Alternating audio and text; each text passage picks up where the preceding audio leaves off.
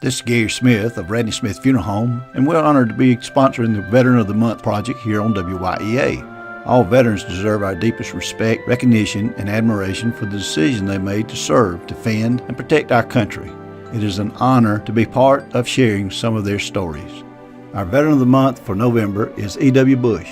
Mr. Bush is a retired Senior Master Sergeant in the U.S. Air Force. He is also a three-war veteran who served in World War II, Korea, and Vietnam.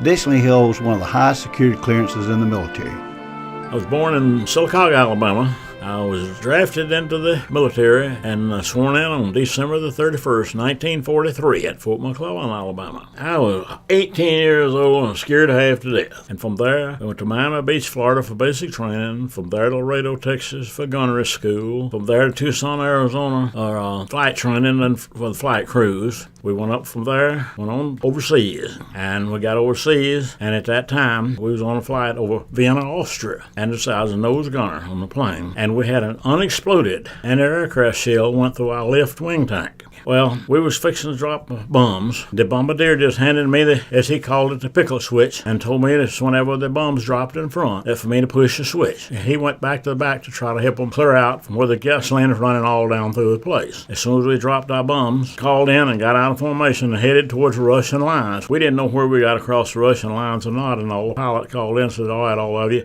fuel gauge shows empty. I'll set this on automatic pilot towards the mountain straight ahead of us. And I'm getting out of here. Y'all do whatever you like." Well, we had to bail out, and all of us got out safe. So we finished up, and after this time, I got the Air Medal. All of us did for this instance.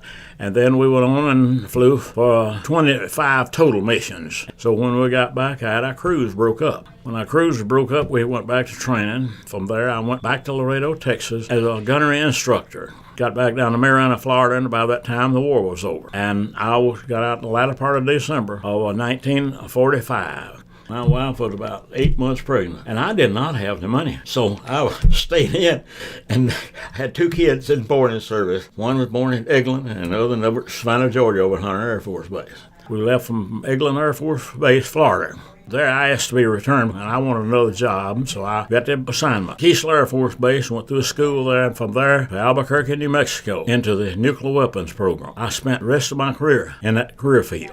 This was when we had the Cuban crisis. All this time, I was in charge of all the nuclear weapons maintenance program.